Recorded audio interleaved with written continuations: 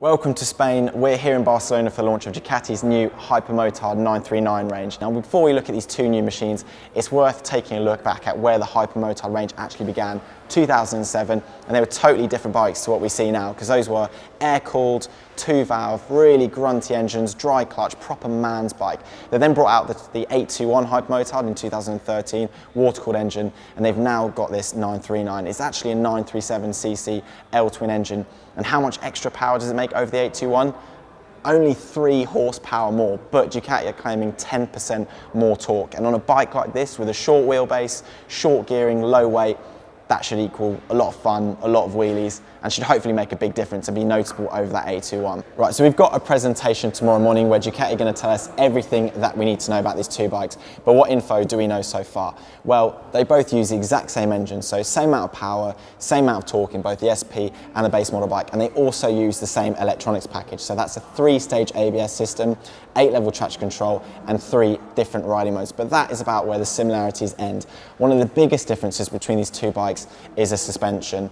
On the base model bike, you get K-Abba forks, which are non-adjustable, and a Sachs shock, adjustable for preload and rebound damping, whereas on the SP you get fully adjustable Öhlins suspension. And as well as it looking a lot better and more bling, that lovely gold, the biggest difference is the extra ground clearance that you make. So although you get a slightly taller seat height at 890 mils, which is very tall, you get more lean angle, which is going to be really helpful on track tomorrow. The other differences are the tyres. On the SP you get Supercorsa SP tyres, very fitting. You only get Rosso 2s, which are going to be more suited for road riding on the road bike.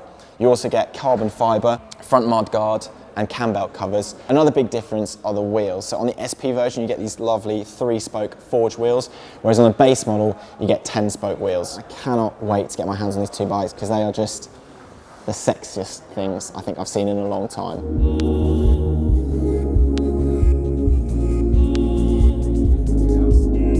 So just come out of the presentation with Ducati, they've told us all the changes to the engine, the new features and so on, but enough of the boring stuff, we want to go out on the road first.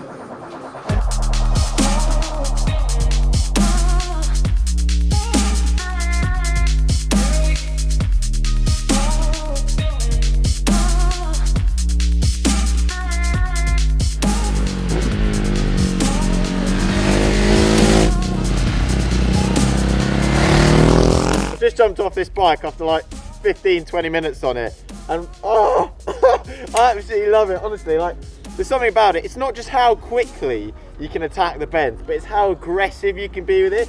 Because your weight's literally right over the front wheel, you can barely even see the front fender. You can just pile it into corners. You've got your elbows out. It's super aggressive. I tell you what, I love it.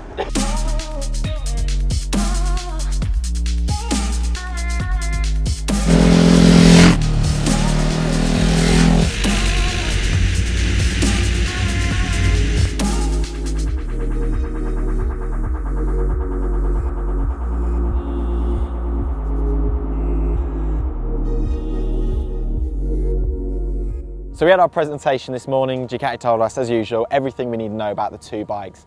And the motto that they're saying, it's a bit cheesy for these two models, but it's not about the destination, it's the journey. So it's not about the start or the end, it's about that fun that you have in between. And the way they want to do that is to harness the agility plus fun of a supermoto bike. And so the qualities they want this bike to portray is torquey power, to be agile, to be dynamic. They want very, very distinctive styling, which the Hypermotard definitely has, advanced electronics and in-command ergonomics. And what they mean by that is, you know, due to the lightweight, the riding position, you are in control of this bike. It's not a bike that overpowers you. And I tell you what, after the ride this morning, they've absolutely nailed it. It's so up my street, this bike. It's so much fun. We've been doing B roads, some fast A road stuff, and it's just like, it just puts a massive smile on your face no matter how you ride it. And of course, the benefit of having that lightweight, that torquey power, is it wants to pull wheelies everywhere.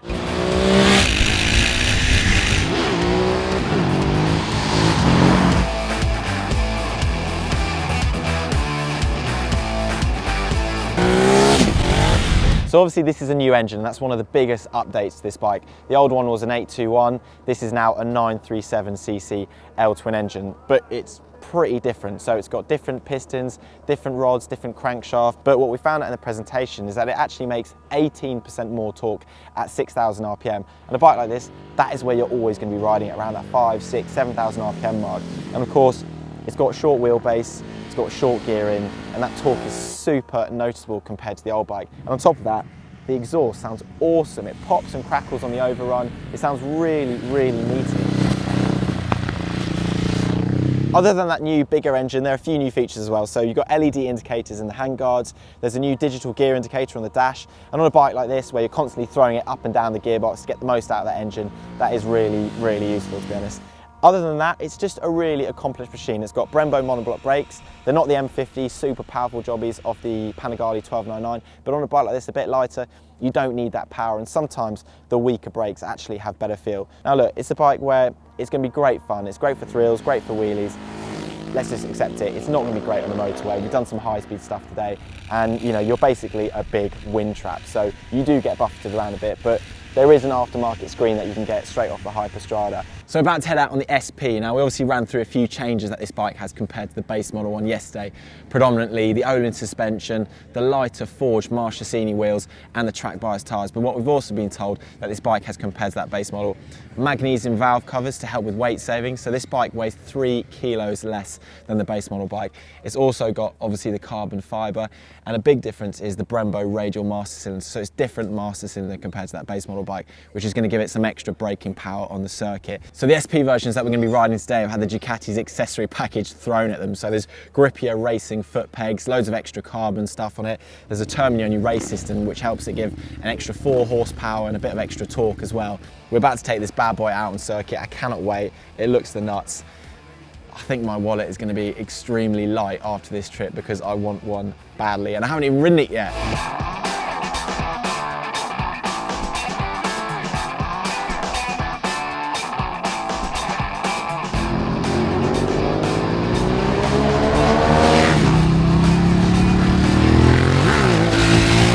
The electronics package on the SP is the same as the standard 939, but it does have specific SP, like dedicated riding modes. So on the standard bike, you've got a sport, a touring and an urban mode. Sport and touring, you get the full 113 horsepower, whereas the urban mode is restricted to 75. And of course, traction control and the ABS is dialed right in to be really sensitive. On the SP, you get sport, race and wet mode. Sport and race, you also have the full 113 horsepower, wet is restricted to 75 again. Now we haven't really had a chance to test the electronics package yet because out on the road this morning it was really nice and grippy. We weren't going that fast, weren't pushing too hard.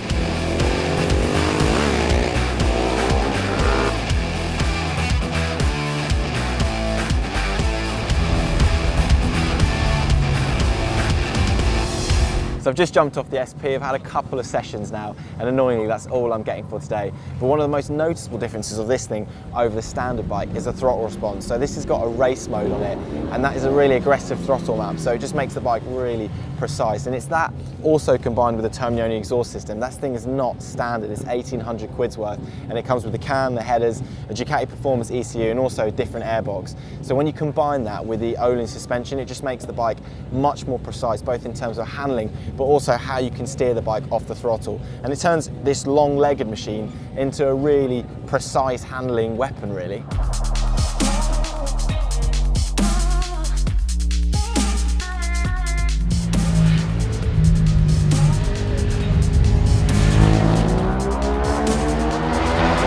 Quite hard to pick flaws in the Hypermotard simply because when you're riding it, it puts such a big smile on your face, but obviously it does have some, you know, really simple things sometimes, like the mirrors.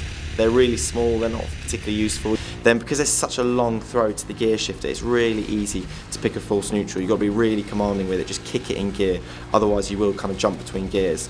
Then on track, there's a bit of a lack of front end feel at high speed. It would be nice as standard on the SP, especially for 12,600 quid, to get a steering damper standard, just to help with that a bit. I've been looking forward to riding this bike for weeks, and I'm so happy it's lived up to what I thought and hoped it would be. Obviously we took the standard bike out this morning, but this SP is just a level up of bling. The brakes feel stronger, there's more feel. When you're in race mode, it disengages the rear ABS. It just lets you brake that bit deeper without the ABS chiming in, and it also lets you do a bit of backing in if you can do that. I mean, look, let's accept it. This bike is clearly compromised for one thing, and that is fun. So I'm not going to try and say it's a great touring bike or it's going to take you across the world or anything like that.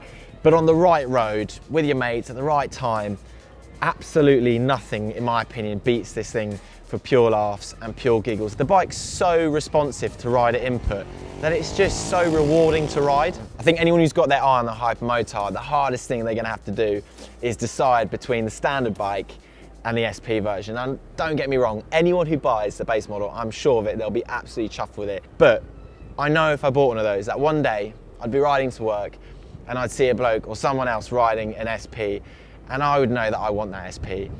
And the person riding that SP would know that I want their bike. And for that reason alone, I would just dig, sell my body for cash, whatever, for the extra 2,600 that the SP costs. It's a no-brainer to me. This thing is just sex on wheels.